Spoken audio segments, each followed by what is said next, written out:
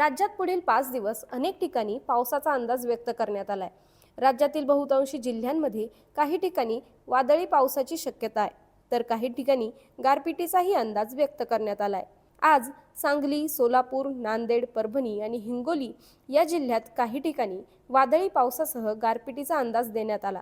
तर संपूर्ण मध्य महाराष्ट्र, संपूर्ण मराठवाडा, मुंबई वगळता कोकण आणि विदर्भातील बुलढाणा, यवतमाळ, वाशिम, चंद्रपूर, नागपूर आणि भंडारा या जिल्ह्यात काही ठिकाणी मेघगर्जनेसह वादळी पावसाचा अंदाज व्यक्त करण्यात आला आहे। उद्या सातारा, पुणे, अहिल्यानगर, नाशिक, धाराशिव, लातूर आणि यवतमाळ या जिल्ह्यात काही ठिकाणी वादळी पावसासह गारपिटीचा अंदाज व्यक्त करण्यात आला आहे।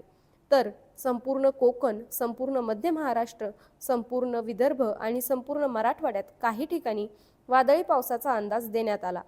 गुरुवारी नंदुरबार, धुळे, नाशिक, अहिल्यानगर, बीड, जालना, जळगाव, छत्रपती संभाजीनगर, यवतमाळ, वर्धा आणि चंद्रपूर या जिल्ह्यात काही ठिकाणी वादळी पावसासह गारपिटीची शक्यता वर्तवण्यात आली आहे।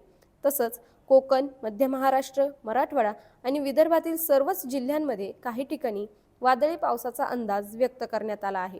शुक्रवारी संपूर्ण विदर्भात तसंच मराठवाड्यातील छत्रपती संभाजीनगर, जालना, परभणी, हिंगोली, नांदेड आणि मध्य महाराष्ट्रातील जळगाव, अहिल्यानगर या जिल्ह्यांमध्ये वादळी पावसाची शक्यता आहे।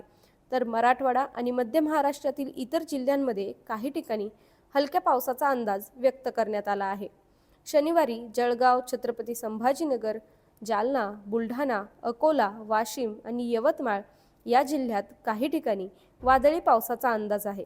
तर संपूर्ण मराठवाडा आणि मध्य महाराष्ट्रातील जिल्ह्यांमध्ये काही ठिकाणी मेघगर्जनेसह हलक्या पावसाचा अंदाज वर्तवण्यात आला आहे।